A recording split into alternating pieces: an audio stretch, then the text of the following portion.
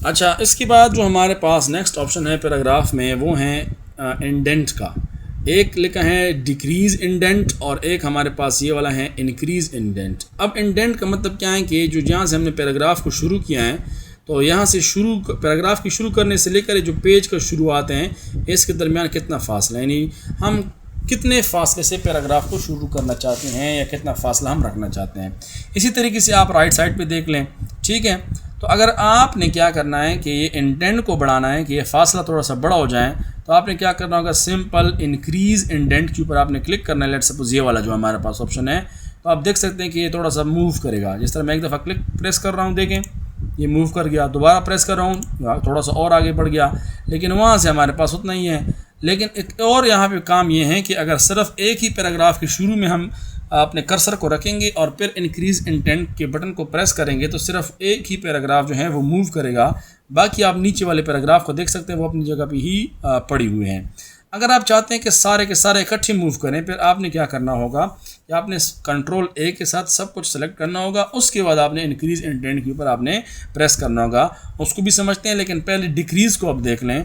अब यहीं से हम क्या करेंगे, डिक्रीज़ को करेंगे। अगर जब इसके ऊपर हम क्लिक प्रेस करेंगे तो आप देख सकते हैं ये वापस जाएगा, ये एक दफ़ा, ये दूसरी दफ़ा। अब हम देखते हैं कि इकट्ठे किस तरह होगा। हम कंट्रोल ए को प्रेस कर रहे हैं, उसके बाद क्या करेंगे, इंक्रीज़ इंडेंट को प्रेस करेंगे। आप देख सकते हैं कि सब जो सारा हमारे पास टेक्स्ट है वो इकट्ठे एक ही वक्त में आगे जा रहे हैं। आप देख लें और एक दफ़ा देख लें और इसको वापस लाने के लिए डिक्रीज़ इंडेंट को आप प्रेस करेंगे तो ये वापस आएगा। अच्छा, उसके बाद जो नेक्स्ट हमारे पास ऑप्शन है वो हैं ए टू जेड, यानी असेंडिंग या डिसेंडिंग फॉर्म, यानी जिसको सॉर्ट कहते हैं।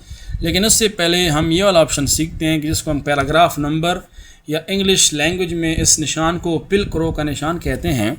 इसका बुनियादी काम क्या होता है कि ये पैराग्राफ के एंड में अक्सर लगता है और हमें पता चलता है कि कहाँ पे पैराग्राफ ख़त्म हो रहा है। या एक इसका और बहुत बेहतरीन काम ये है कि ये जो हमारे पास हिडन फार्मूलाज या हिडन कोई कंटेंट्स होते हैं उसको ये शो करता है। ये हम आगे रेफरेंसेस में पढ़ेंगे भी कि जब हम मार्क साइटेशन वगैरह पढ़ेंगे तो इसमें जो हिडन चीज़ें होंगी वो इसके साथ वो इसके ऊपर जब हम प्रेस करेंगे तो हिडन चीज़ें बाहर ज़ाहिर होंगी। लेकिन फ़िलहाल यहाँ में सिर्फ आपने क्या करना है कि पैराग्राफ के आखिर में इस्तेमाल होता है। जैसे इसके ऊपर हम क्लिक को प्रेस करेंगे तो आप देखेंगे कि हर एक पैराग्राफ के आखिर में निशान जो है वो लग जाएगा। जैसे इसके ऊपर हमने प्रेस किया, देखो इस पैराग्राफ के आखिर में लग गया, इस पैराग्राफ के आखिर में लग गया, इस पैराग्राफ के आखिर में भी लग गया। तो ये सिंपल ये शो करता है यहाँ तक कि ये पैराग्राफ कहाँ पे एंड हो रहा है और पैराग्राफ के नंबर को ज़ाहिर करता है कितने पैराग्राफ आपने यूज़ किए हैं। बहरहाल इसका एक और काम वो आगे रेफरेंसेस में आएगा। तो फ़िलहाल इसका काम क्या है कि पैराग्राफ के एंड में इसका जो है वो निशान लग जाता है और आपको पता चलता है कि कहाँ पे पैराग्राफ जो है वो एंड हो रहा है। अच्छा, इसके बाद जो ये वाला ऑप्शन है सॉर्ट का ऑप्शन, इसका जो बुनियादी काम है वो ये है कि आपने जो नाम या कोई नंबर वगैरह लिखे हैं उसको आपने असेंडिंग फॉर्म में रखना है या डिसेंडिंग फॉर्म में रखना है। जिस तरह हमारे पास ये नाम लिखे हैं वगैरह असलम से लेकर बिनावल तक, कुछ नाम ए से शुरू होते हैं वो शुरू में, कुछ डब्ल्यू से शुरू हो रहे हैं, कुछ बी से, लेकिन ये एक इर्रेगुलर फॉर्म में है। मैं चाहता हूँ कि ये अल्फ़ाबेटिक ऑर्डर में आ जाए तो हम इन सारे टेक्स्ट को करेंगे सेलेक्ट सबसे पहली बात, उसके बाद ए टू जेड वाले ऑप्शन पे आएंगे, यानी सॉर्ट के ऑप्शन के ऊपर। यहाँ पे आपने सिर्फ एक ही काम करना है। आप देखना यहाँ पे पैराग्राफ सेलेक्टेड है, पैराग्राफ के बाद यहाँ पे टेक्स्ट का होना चाहिए और उसके बाद यहाँ पे क्या लिखा है असेंडिंग। तो असेंडिंग को आपने करना है यानी छोटे से बड़े यानी ए से लेकर जेड तक करना है। तो आपने सिंपल क्या करना है, इसके ऊपर ओके करना है। तो आप देख सकते हैं आपके सारे नाम जो हैं ए वाले पहले, फिर उसके बाद B, D, F, F, R, S और डब्ल्यू वाला सबसे आखिर में।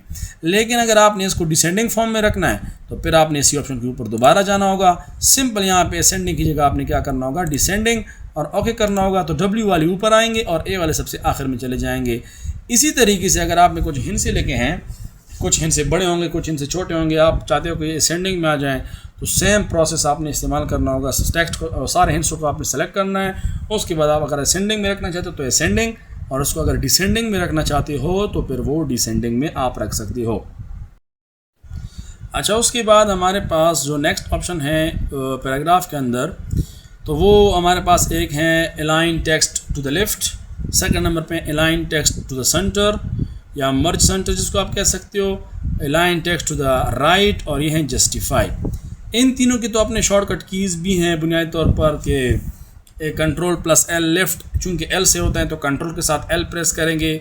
सेंटर के लिए हमने सी नहीं लगाना बल्कि क्या करना है कंट्रोल प्लस ई, और राइट के लिए क्या करना है कंट्रोल प्लस आर। तो सबसे पहले आपने टेक्स्ट को करना है सेलेक्ट, Ctrl+A के साथ हमने टेक्स्ट को कर लिया सेलेक्ट। अब हम चाहते हैं कि सारा टेक्स्ट जो है वो पहले से हमारे पास लेफ़्ट तरफ है, लेफ़्ट की साइड पे हैं। हम चाहते हैं कि इसको हम कर रहे हैं राइट के ऊपर, यानी राइट तरफ सारे टेक्स्ट को कर लें। तो इसके ऊपर हमें सिंपल क्लिक करना है, तो सारा जो टेक्स्ट है वो शिफ्ट हो जाएगा राइट साइड पे। दोबारा अगर आपने करना है तो दोबारा आपने लेफ़्ट साइड पे प्रेस करना है, तो ये शिफ्ट हो जाएगा वापस अपनी फॉर्म में। लेकिन अगर आपने इसको मिडल में करना है, दरमियान में, सेंटर में, तो इसके ऊपर आपने क्लिक करना है, तो सारा टेक्स्ट जो होगा वो सेंटर में एडजस्ट हो जाएगा। फिर उसके बाद इसको एक दफ़ा हम फिर लेफ़्ट पे ले आते हैं, और चौथा ऑप्शन जो हमारे पास है वो ये है कि आपने इसको जस्टिफाई रखना है। जस्टिफाई से क्या मुराद है कि यहाँ पे आप देख सकते हैं कि कुछ जो लाइन है वो आगे की तरफ ज़्यादा जा रहे हैं, कुछ पीछे हैं, कुछ फिर आगे हैं, कुछ फिर आगे हैं, मतलब इर्रेगुलर फॉर्म में है। तो हम क्या करेंगे, जस्टिफाई के ऊपर क्लिक करेंगे, तो आप देख सकते हैं कि सारे पैराग्राफ की जो लेंथ होगी वो एक ही तरह आएगी, और जस्टिफाइड मतलब फिक्स हो जाएगी, कुछ स्पेसेस ज़्यादा हो जाएंगे वगैरह वगैरह, तो हमारे पास ऑटो एडजस्ट हो जाएंगे, इसको कहते हैं जस्टिफाई। उसके बाद हमारे पास इसके साथ एक नेक्स्ट ऑप्शन है वो लाइन स्पेसिंग का है। तो आप देख सकते हैं कि इस लाइन के दरमियान और इस लाइन के दरमियान कितना स्पेस है, छोटा सा स्पेस है। अगर आप इसको बढ़ाना चाहते हैं या घटाना चाहते हैं तो इसी तरीके से आप लाइन के स्पेस को और लाइन का जो दरमियान का फासला है उसको आप बढ़ा सकते हैं।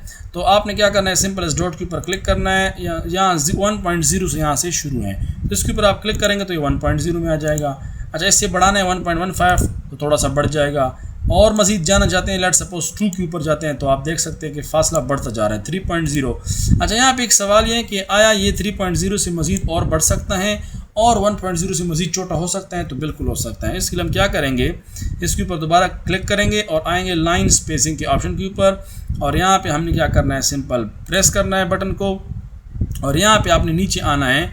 यहाँ पे ये वाला जो आपको ऑप्शन नज़र आ रहा होगा ऐड के साथ, ये 3 लिखा है, आपने इसको कम करते जाना है। मिसाल अगर बढ़ाना है, पहले बढ़ाने वाले को देख लें, 3.5 या 4 कर लें और ओके कर लें, तो ये थोड़ा सा और बड़ा हो जाएगा।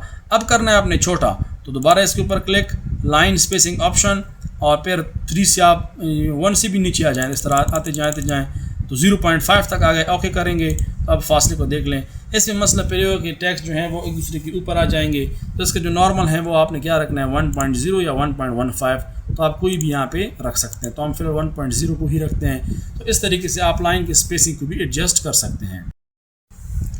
अच्छा, उसके बाद 2 ऑप्शन ये हैं कि एक का नाम हमारे पास ये कलर वाला ऑप्शन, कलर वाला सेक्शन है, और ये हमारे पास एक जो है वो जो बॉर्डर्स का सेक्शन है। लेकिन इन दोनों ऑप्शंस को हम फ़िलहाल नहीं पढ़ेंगे, क्योंकि जब हम इंसर्ट के ऊपर जाएंगे और इंसर्ट में हम टेबल को डिस्कस करेंगे तब हम ये 2 ऑप्शंस पढ़ेंगे, क्योंकि इनका काम टेबल्स के साथ हैं।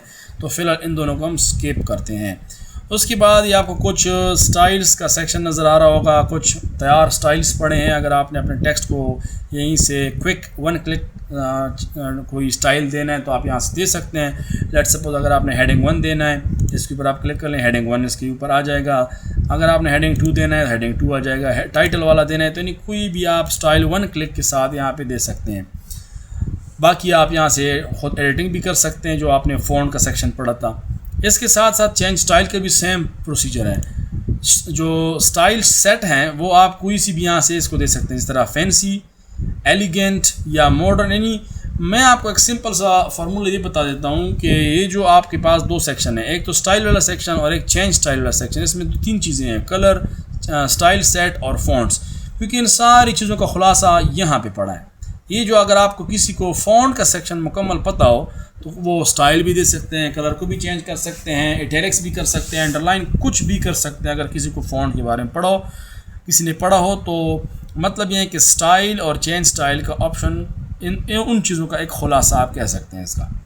और उसके बाद हमारे पास जो 3 ऑप्शंस हैं, एक है फाइंड का, एक है रिप्लेस का और एक है सेलेक्ट का। सेलेक्ट का तो सिंपल सा ऑप्शन है, वो तो मैंने आपको पहले ही बताया कि सेलेक्ट में क्या होता है। इसके ऊपर आप क्लिक कर लें, क्लिक करने के बाद आपके पास है सेलेक्ट ऑल, वो तो ऑलरेडी आपको पता है। Ctrl+A, सेलेक्ट ऑब्जेक्ट्स, कोई ऑब्जेक्ट आपने ख़ास सेलेक्ट करना है तो आप यहाँ के बजाय आप क्या करें, डायरेक्ट उस चीज़ के ऊपर क्लिक कर लें। तो मतलब ये है कि वो भी आपको पता है कि सिलेक्शन किस तरह होती है। बाकी रही ये 2 चीज़ें, एक होता है फाइंड और एक होता है रिप्लेस। और सबसे पहले क्या करते हैं, थोड़े से फ़ॉन्ट को हम बढ़ाते हैं और आप ताकि आपको क्लियर कट नज़र आ सकें कि हम किस चीज़ के बारे में बात कर रहे हैं। इसको रेड भी कर लेते हैं और बोल्ड भी कर लेते हैं यहाँ से। अब आप देख लें, लेट्स सपोज हमारे पास एक लफ्ज़ है जिस तरह क्रिएट, और क्रिएट यानी टेक्स्ट इतना ज़्यादा हो, कभी कभार आपने नोट्स लिखे होते हैं वो उनके पेजेस तकरीबन कह सकते हैं कि 50-60 पेजेस हो और उसमें एक स्पेसिफिक वर्ड हो। या एक और जहन में मेरी बात आ गई, लेट सपोज किसी बच्चे को किसी टीचर ने तकरीर करानी हो, डिबेट कराना हो, और किसी बच्चे को उसने लिखा कि अल्लामा इकबाल यानी माई फेवरेट पर्सनैलिटी का टॉपिक हो, और उसको उसने अल्लामा इकबाल का टॉपिक दे दिया। अब क्या करना है, उस दोबारा तो नहीं लिख सकता, उसी ऐसे के अंदर आपने क्या करना है कि अल्लामा इकबाल के नेम को रिप्लेस करना है कायदे आज़म के साथ। तो सिंपल एक ही सेकंड में वो कर सकते हैं और ढूंढ भी सकते हैं। लेट सपोज हम पहले क्रिएट का वर्ड अगर हमें नहीं मिल रहा तो हम इजीली क्रिएट का वर्ड जो है वो फाइंड कर सकते हैं। तो हमने क्या करना है, सिंपल आना है फाइंड के ऊपर क्लिक करेंगे। उसके बाद आपने क्या करना है कि यहाँ पे लिखा है फाइंड वर्ड, क्या आपने फाइंड करना है, तो सिंपल आपने वो चीज़ आपने यहाँ पे लिखनी है। लेट सपोज हम लिखते हैं क्रिएट, तो हमने क्रिएट लिख लिया। अब क्रिएट को लिखने के बाद आपने इसके ऊपर क्लिक करना है फाइंड नेक्स्ट। तो आप देख सकते हैं कि यहाँ पे इन्होंने हाईलाइट कर दिया कि आपके पास जहाँ पे भी कोई वर्ड पड़ा हो वो फ़ौरन हाईलाइट। अगर कहीं और जगह पे आपने क्रिएट लिखा है तो आपने दोबारा फाइंड नेक्स्ट के ऊपर क्लिक करना है। अगर दूसरा हो तो वो निकल आएगा, लेकिन अगर नहीं हो तो ये कहते हैं कि word has finished searching the document.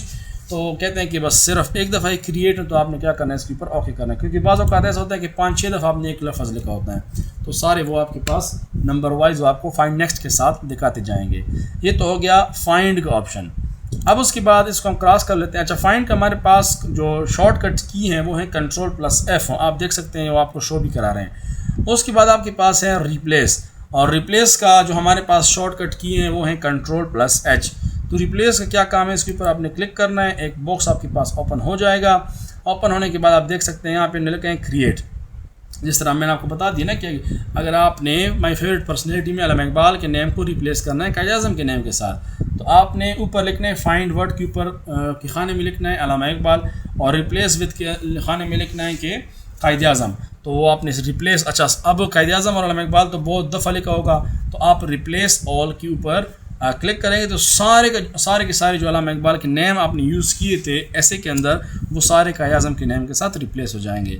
लेकिन अगर आपने सिर्फ एक ही वर्ड को रिप्लेस करना है तो फिर वो सिर्फ एक दफ़ा आपने रिप्लेस करना है। लेट्स सपोज हमने क्या करना है कि क्रिएट को फाइंड करना है और क्रिएट की जगह पे हमने कोई और लफ्ज़ लिखना है। लेट्स सपोज मैक लिखना है, क्योंकि दोनों का मतलब तकरीबन सेम है, तो हमने मैक लिख लिया। अब हम क्या करेंगे, सिंपल यहाँ पे लिखेंगे रिप्लेस के ऊपर प्रेस करेंगे तो आप देखेंगे कि हमारे पास वो जो वर्ड होगा वो रिप्लेस हो चुका होगा। तो एक दफ़ा रिप्लेस के ऊपर दोबारा क्लिक करते हैं, word has finished searching document, okay कर लेंगे। और यहाँ से हम थोड़ा सा इसको क्रॉस कर लेते हैं। अब देखते हैं कि आया इन्होंने किया है कि नहीं किया। तो ये देख लें, व्हेन यू क्रिएट की जगह पे क्या गया, व्हेन यू मेक। तो यहाँ तक आपका जो होम टैब था उसका बुनियादी जो काम था वो आपके पास हो गया ख़त्म। अब इंशाल्लाह हम आएंगे नेक्स्ट क्लास में इंसर्ट के ऊपर कि इंसर्ट में क्या कुछ ऑप्शंस हमने पढ़ने हैं।